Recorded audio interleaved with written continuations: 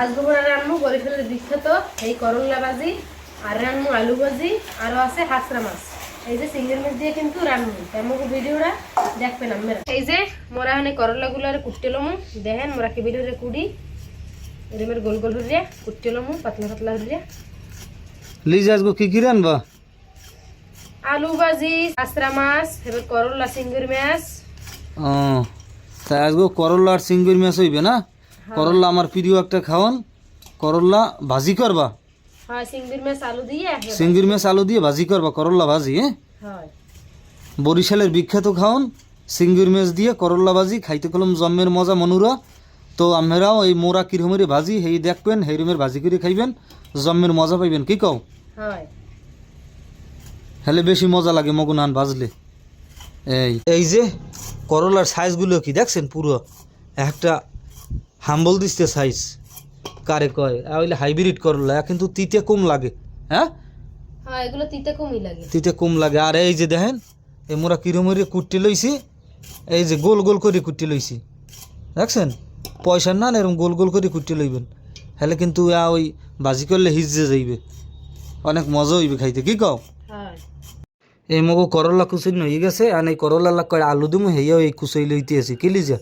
হ্যাঁ, কারণ এই করলা ভাজির মধ্যে একটু আলু দিলে হেলে একটু ভালো একটা লোদর ফদর লাগে, খাইতে মজা লাগে। করলা আর আলু কুচই হয়ে গেছে, আর এই চিংড়ি মাছ কুটতে লবা নাকি? হ্যাঁ, আমি চিংড়ি মাছ কুটলাম। এই চিংড়ি মাছগুলো কুটতে লমু দেখছেন? চিংড়ি দেশি চিংড়ি কিন্তু ইয়া নদীর চিংড়ি তাজা। এই যে দেখাইতেছে, দেখাও তো একটু, দেখাও দেখাও। এই কত সুন্দর চিংড়ি, এককালে সাদা কয়েকটা জেতাও আছে। জেতাও আছে। এই যে মগো করলা আলু ধোয়া হয়ে গেছে, এখন মোরা ইয়ে সরাই দিম। এই হয়েছে মগো পেঁয়াজ মরিচ চিংড়ি মাছ, এও কিন্তু মগো গুছ গাছ করা হয়ে গেছে। এই মগো আলু ভাজি হয়েছে, এখন মোরা করলা ভাজি সরাই দিমু। এই যে চুলার উপরে মোরা ফ্রাই প্যান দিছি, ফ্রাই প্যান গরম হয়ে গেছে, এখন দিয়ে দিমু সয়াবিন তেল। এই মগো সয়াবিন তেল দেওয়া হয়ে গেছে, এখন দিয়ে দিমু পেঁয়াজ কাটা চিংড়ি মাছ বোম্বাই মরিচ, এনে ইয়ের সব ইচ্ছে মতন ভাজলাম নাকি? হয়, এনে ইয়ের সুন্দর করে ভাজলাম, লাড়িয়ে সেরিয়া একাল সুন্দরভাবে ভাজি একাল লাল করে নিতে হইবে নাকি? হয়, এনে এর মধ্যে দিয়ে দিম একটু নুন, এন দিলাম একটু হলদির গুঁড়ি, এনে ইয়ের সুন্দর করে লাড়িয়ে সেরিয়ে লমু। এখন দিয়ে দিমু কুচন্যা আলু, এই আলু আলু কুচন্যা দিয়ে সুন্দর করে লাড়িয়ে সেরিয়ে লমু নাকি? এখন দিয়ে দেবো কুচাইয়ে রাখা করল্লা,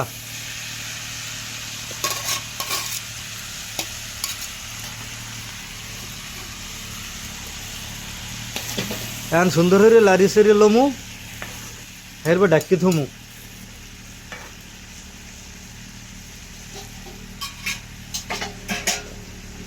এখন দেবো ডাকিয়া, এখন হরাগ্য উদলে হরি এরপর লাড়ি সেরিয়ে দেবো।